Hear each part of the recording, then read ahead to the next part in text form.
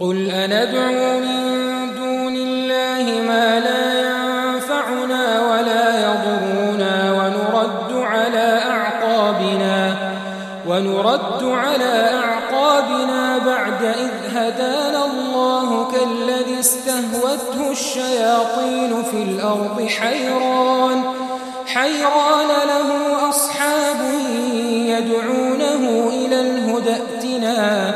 قل إن هدى الله هو الهدى وأمرنا لنسلم لرب العالمين وأن أقيموا الصلاة واتقوه وهو الذي إليه تحشرون وهو الذي خلق السماوات والأرض بالحق ويوم يقول كن فيكون قوله الحق وله الملك يوم ينفخ في الصور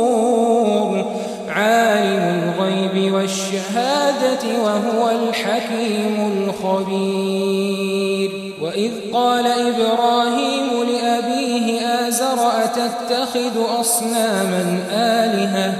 إني أراك وقومك في ضلال مبين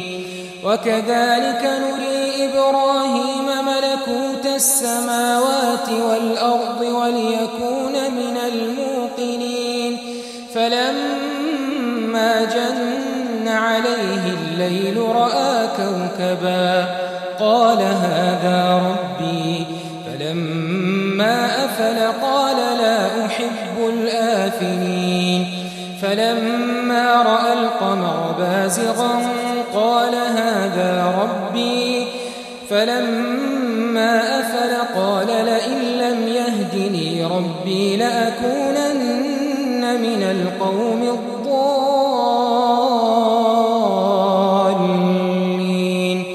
فلما رأى الشمس بازغة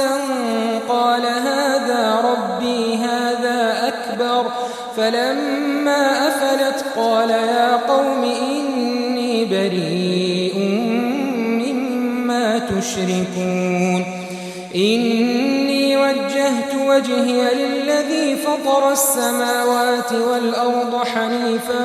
وما أنا من المشركين وحاجه قومه قال أتحاجوني في الله وقد هدان ولا أخاف ما تشركون به إلا أن يشاء ربي شيئا وسع ربي كل شيء علما أفلا تتذكرون وكيف أخاف ما أشركتم ولا تخافون أنكم أشركتم بالله ما لم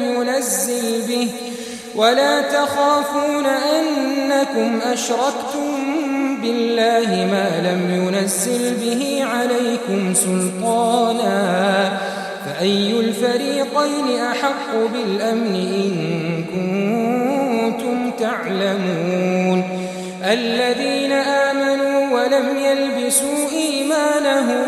بظلم أولئك لهم الأمن وهم مهتدون